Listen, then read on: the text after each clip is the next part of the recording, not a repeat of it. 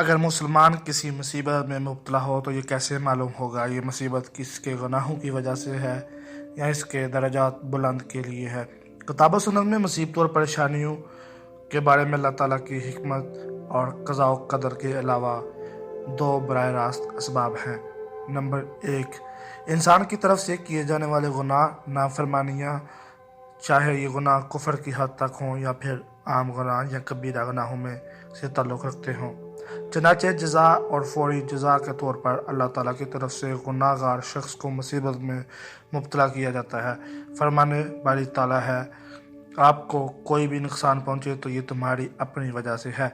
مفسرین کہتے ہیں یعنی آپ کے گناہوں کی وجہ سے ہے۔ اس طرح ایک اور مقام پر فرمایا، اور تمہیں جو بھی مصیبت پہنچے وہ تمہارے اپنے اعمال کی وجہ سے ہے، حالانکہ اللہ بہت سے گناہوں کو معاف فرما دیتا ہے۔ حضرت انس رضی اللہ تعالیٰ عنہ سے مروی ہے کہ رسول صلی اللہ علیہ وآلہ وسلم نے فرمایا، جب اللہ تعالیٰ کسی بندے کے ساتھ خیر کا ارادہ فرماتے ہیں تو دنیا میں ہی سزا دے دیتا ہے، اور کسی بندے کے ساتھ برا ارادہ فرمائے تو اپنے گناہوں کی سزا دنیا میں نہیں دیتا تاکہ قیامت کے روز اس سے مکمل سزا ملے۔ اس روایت کو ترمذی نے روایت کیا ہے۔ حسن نے کہا ہے کہ البانی رحمۃ اللہ علیہ نے اسے صحیح ترمذی میں صحیح قرار دیا ہے۔ نمبر 2، دوسرا سبب یہ ہوتا ہے کہ اللہ تعالیٰ اپنے صابر اور مومن بندے کے درجات بلند کرنا چاہتا ہے، چنانچہ اللہ تعالیٰ اسے مصیبت میں مبتلا کرتا ہے تاکہ وہ اللہ تعالیٰ کی آزمائش پر راضی ہو اور صبر کرے۔ نتیجے میں اللہ تعالیٰ اسے آخرت میں صابرین کے اجر سے نوازے اور اپنے ہاں اسے کامیاب لوگوں میں لکھ دے۔ یہ بات مسلمہ ہے کہ انبیاء کرام اور نیک لوگوں کو بھی آخر دم تک مصیبتوں کا سامنا رہا۔ اللہ تعالیٰ نے ان کے لیے ان مصیبتوں کو جنتوں میں بلند درجات حاصل کرنے کا ذریعہ بنایا۔ یہی وجہ ہے کہ ایک صحیح حدیث میں ہے کہ نبی کریم صلی اللہ علیہ وآلہ وسلم نے فرمایا، جب انسان کے لیے اللہ تعالیٰ کے ہاں کوئی ایسا درجہ مختص ہو جائے جیسے پانے کے لیے انسان کے اعمال ناکافی ہوں، اللہ تعالیٰ اس کو جسم، مال یا اولاد کی مصیبتوں میں مبتلا کر دیتا ہے۔ اسی طرح انس بن مالک رضی اللہ تعالیٰ عنہ سے مروی ہے کہ نبی کریم صلی اللہ علیہ وآلہ وسلم نے فرمایا، جتنی آزمائش کری ہوگی اجر بھی اتنا عظیم ہوگا۔ اللہ تعالیٰ جب کسی قوم سے محبت کرتا ہے تو ان کی آزمائش فرماتا ہے، چنانچہ جو اللہ تعالیٰ کی آزمائش پر راضی ہو جائے تو اللہ تعالیٰ اس سے راضی ہو جاتا ہے۔ جو اللہ تعالیٰ کی آزمائش پر ناراضگی کا اظہار کرے اس کے لیے اللہ تعالیٰ کی طرف سے ناراضگی ہوتی ہے۔ مصیبتوں میں مبتلا کرنے کے مذکورہ دونوں اسباب عائشہ صدیقہ رضی اللہ تعالیٰ عنہا سے درج ذیل حدیث میں یکجا جمع ہے۔ نبی پاک صلی اللہ علیہ وآلہ وسلم نے فرمایا، کسی بھی مسلمان کو کوئی بھی کانٹا یا اس سے بڑی تکلیف پہنچے تو اللہ تعالیٰ اس کے بدلے میں اس کے درجات بلند فرماتا ہے اور اس کے گناہ مٹا دیتا ہے۔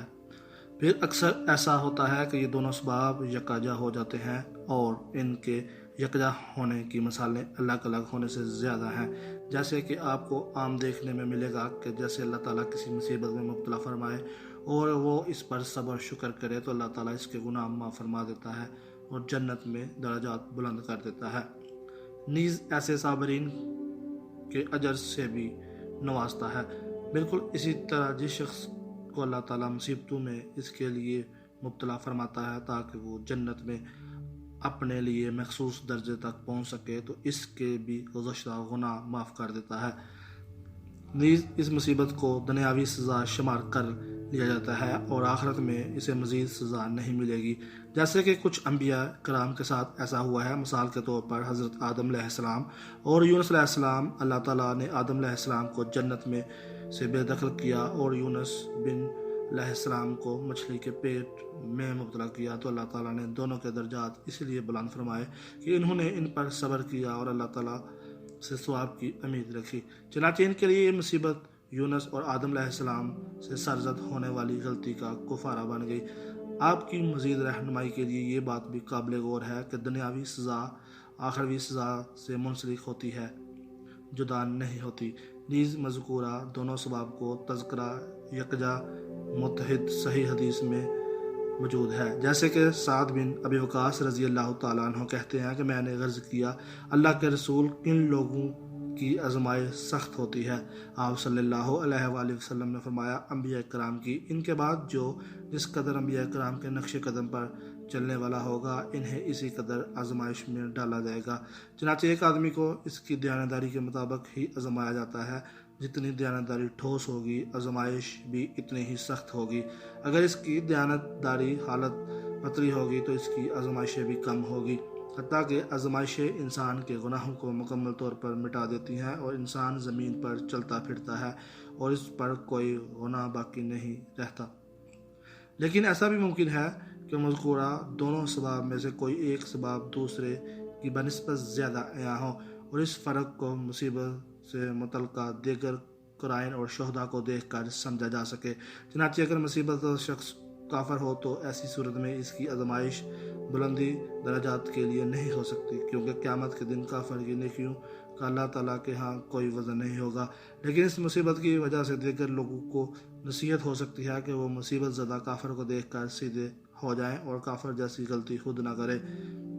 بعض اوقات کافر کے لیے پیش آمدہ اور مصیبت دنیاوی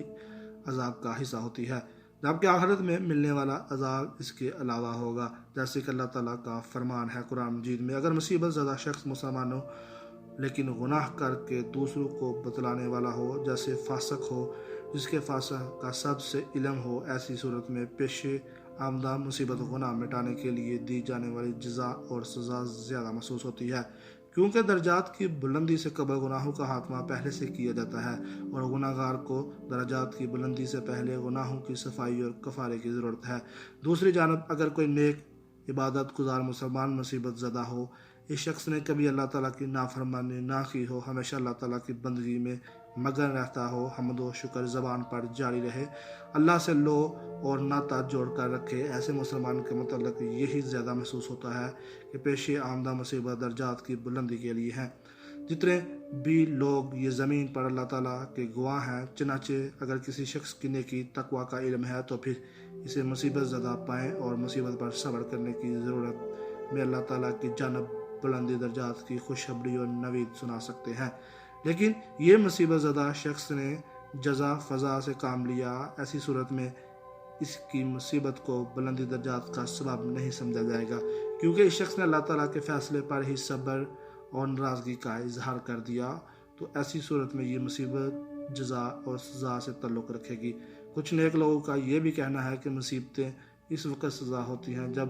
مصیبت آن پڑے، صبری کا مظاہرہ ہو اور لوگوں کے سامنے شکوہ شکایت کی جائے، جبکہ مصیبت گناہوں کا کفارہ اس وقت بنتی ہے جب مصیبت پڑنے پر شکوہ شکایت نہ کی جائے بلکہ صبر کا مظاہرہ کیا جائے، آہ و بکا اور دیگر احکامات الہی کی ادائیگی میں بوجھ محسوس نہ کیا جائے۔